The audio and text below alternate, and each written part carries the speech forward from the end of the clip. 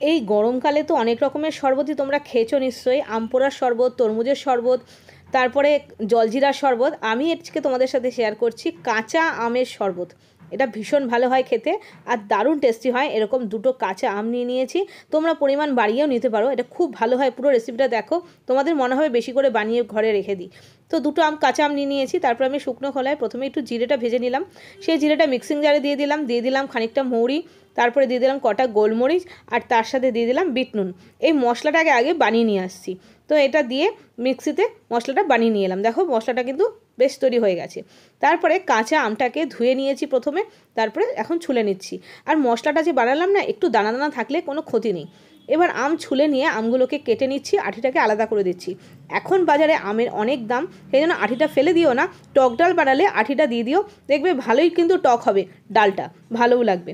তো আঠিটাকে বাদ দিয়ে এবার দেখো এরকম আমের পাল্পগুলো নিয়ে নিয়েছি, নিয়ে এরকম টুকরো টুকরো করে কেটে নিয়েছি, রাফলি কেটে নিলেই হবে।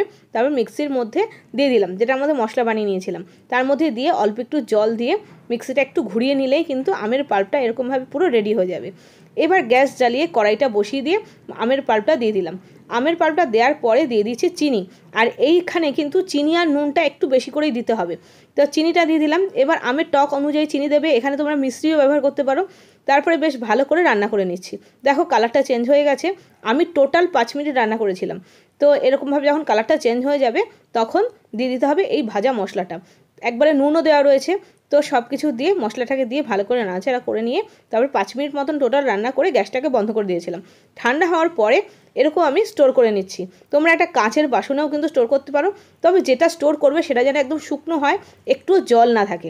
তারপর স্টোর করে রেখে দাও, যখন বাড়িতে লোক আসবে বা যখন খেতে ইচ্ছে করবে এরকম দুটো গ্লাস নিয়ে নাও, গ্লাসের ওপর একটু ডেকোরেট করে নাও, তারপরে এরকম 2 চামচ কাঁচা আমের পাল্প দিয়ে দাও, আর দিয়ে দাও ঠান্ডা চিল্ড জল দিয়ে গুলিয়ে দিলেই কিন্তু এই কাঁচা আমের শরবতটা রেডি হয়ে যাবে খুব তাড়াতাড়ি।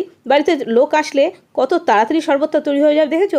আর এর মধ্যে নুন চিনি সবই দেওয়া আছে, আর সেই জন্যই বলছিলাম নুন চিনির পরিমাণটা একটু বেশি দেবে, কারণ যখন জলের মধ্যে গুলবে তখন চিনি আর নুনটা একদম পারফেক্ট হবে। তো তৈরি হয়ে গেল কাঁচা আমের শরবত। অনেক রকমেরই তো আমের শরবত এখন হয়, কিন্তু এইভাবে কাঁচা আমের শরবত করে খেয়ে দেখো, দারুণ টেস্টি হয়, খুব সুস্বাদু, আর সকলের পছন্দ হবে। আর এর মধ্যে বিট নুন রয়েছে তো একটা সুন্দর ফ্লেভারও আসছে, খুবই ভালো লাগে। তো কেমন লাগলো জানিও। আজকে এই পর্যন্তই, আশা করছি তোমাদেরও ভালো লাগবে। ভালো লাগলে কমেন্ট করে জানিও, আর বাড়িতে বানালে অবশ্যই করে কমেন্ট করে জানিও।